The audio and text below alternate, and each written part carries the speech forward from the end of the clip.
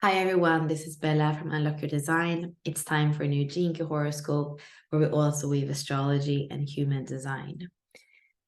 I want to start with wishing you all a beautiful new year 2023. Every year when the sun is in gate 38, we have the new calendar year that is in the middle of Capricorn season. However, in the Chinese calendar, the new year starts in gate 41. That is a gate that lives in the root center. It is the fuel to feel. It connects into the sensing circuit, which is part of the collective circuitry in the body graph. Here we have, like I said, the fuel to feel. It's connecting into the desire for an experience, which is the 30 in the emotional center. And then it moves up through the 36 and the 35, that hunger to actually have the experience, to actually consume. And this starts this sensing circuit, this human experimental way where we are accumulating experiences that lead to wisdom as we're looking back on them and making sense of them. Sensing circuit, collective circuitry. We're here to have that energy to experience. It's for humanity. It's not always for ourselves. And in this circuitry, we can't speak about success or failure because that's not the way to measure. It's really the wisdom that we have from really leaning into being human in that messiness of life. So it's different to start the year in the 41 than in the 38. I would say that the energy for Capricorn in those gates, the 38, the 54, the 61, and the 60, is more than anything an opportunity to tie in some loose ends to make sure that we have that foundation that we need for the new year once the new energy comes in. Aquarius is air, so it's new energy, new movement that comes in with the 41. Capricorn is more than anything to look at that responsibility that we have had from the year that was there and what we need as a foundation for the new year. We have had a lot of planets the last month in Capricorn: the Sun, Mercury, Pluto, and Venus, accentuating this energy of determination, of responsibility, of building something that is going to hold, that is sustainable. Venus has now moved past Pluto into Aquarius. For the last few days when they were together, it gave us an opportunity to look into our relationships, look into our values, and see how aligned we were. Maybe there were things from the past, feelings of limitations, things that need to die in order for us to move on. So it could have been challenging days in relationship. Venus in Aquarius is an energy of newness, of freedom. She doesn't want to be suffocated. She wants to be able to find new friends, new paths, often groups of people that have an interest in common, that are moving forward together, to have a vision. Aquarius is ruled by Uranus, so it's about the new, the sudden, the future. It can even be technology, so the networking here might be online, doesn't necessarily have to be in person. We also see that Venus is communicating harmoniously with Mars here in Gemini. It's a trine, so between Aquarius and Gemini, there are two signs. Mars has been retrograde in Gemini, but is now preparing to station direct. Gate 16 is a gate of identification, enthusiasm, versatility. There might be something that for the last few months we've been considering, but we weren't ready to really act on or get down to. With this newness of Venus in Aquarius and Mars in the 16, we might be more enthusiastic, more motivated, feeling more identified with some of the things that were there, but we didn't really feel sure about it before.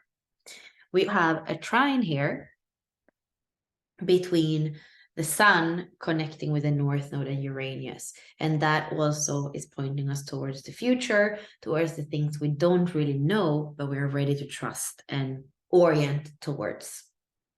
The Sun is also communicating with Chiron, a little bit of tension there, asking us to step up to our power, to our true authority. That can also be helped by Jupiter now being in Aries, opening up for expansion. But in short, because the Sun is still in Capricorn, it's not to just let loose the horses, the energy. It's more about still this responsible building and foundation that is going to allow us in a few weeks as we go into the new year to move forward. Here we're looking at January 5th from a Jinky perspective. We see it's a 6-2 profile with the sun finishing the cycle in gate 38, the gate of the fighter. In the 64 doors, we call this archetype the warrior archetype.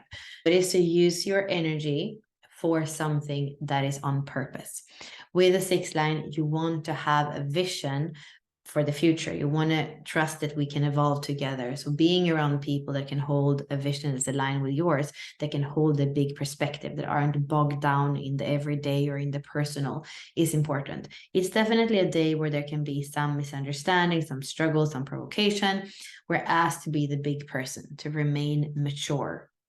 It's accentuated by the fact that we have the 57 and the 51. This is shock and unease. So it's going to be a day where we can definitely feel like we are provoked from the inside, from the outside, in all kinds of ways. You can see that the attraction sphere here, which is a lot of what we experience in relationship, is also the gate of shock. So instead of going into disappointment or arrogance or struggle, like I said, remain in the bigger perspective, feel into what wants to be liberated in you. Because like we see in the evolution, that's the evolutionary edge this day.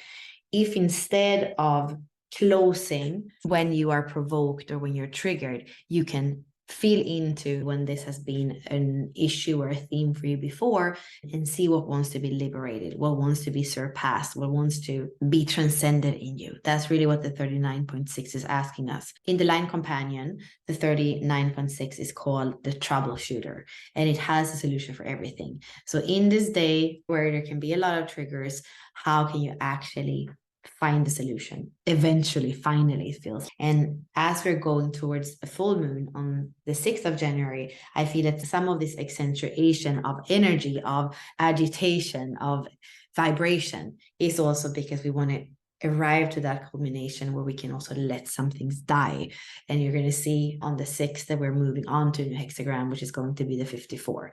So we are in this energy of Capricorn, of the warrior, to make sure we are on purpose before we go into the aspiration of what needs to go in order for us to move on. Like we said before, Venus has moved on into Aquarius, into gate 41. That is going to be important, that new energy, the way we see things, the way we value things, even into relationships. What is super important is that in the pearl sequence, in the outer expression, we have a lot of innocence and purity. There is definitely a hand in hand with the 25 and the 12. They're innocent in two different ways. The core here is about our vanity. So if you go into this 6-line theme of thinking you know better or being arrogant, you're definitely adding to the core wound of vanity. Instead, you want to come from a pure heart. You want to go back to your innocence. And even as we see in the beginning of the day with the attraction, the 6th line, it's going back to innocence. So connected with the 25 in the pearl and the culture that's been there now for weeks. So still for this moon cycle and the culmination in the full moon on the 6th, we still have this theme of the 25, and now it's accompanied by the 12 in the core. We also want to look at the body graph. When we only look at the black activations, what's activated right now, we can see that it's all hanging gates. There is no black channel, which means that this is a reflector chart. Everything is white. We're going to be filters for a lot this day. And we want to be curious if something triggers, provokes, if we can't just be with it, allow it to move through, then it is for us. Then that is a contraction, an opportunity to go deeper, to feel it completely and allow that deeper work. If you get triggered, it's not the other, it's for you. So be with it and understand the things that go through, that you can be irritated, but it moves through fast. That's different than the things that you just can't move past. Those are for you. And that's something that is also going to be an opportunity with the full moon to allow to work in you, so that in the new moon cycle, in the new year, you don't have to be triggered over and over again by the same thing. So be curious. What is it that's still there and that is creating that agitation or that unease in you? And how can you get into it, in the inner workings of it, so that you liberate yourself? That's all for January 5th. And we'll speak about the full moon tomorrow. Bye for now.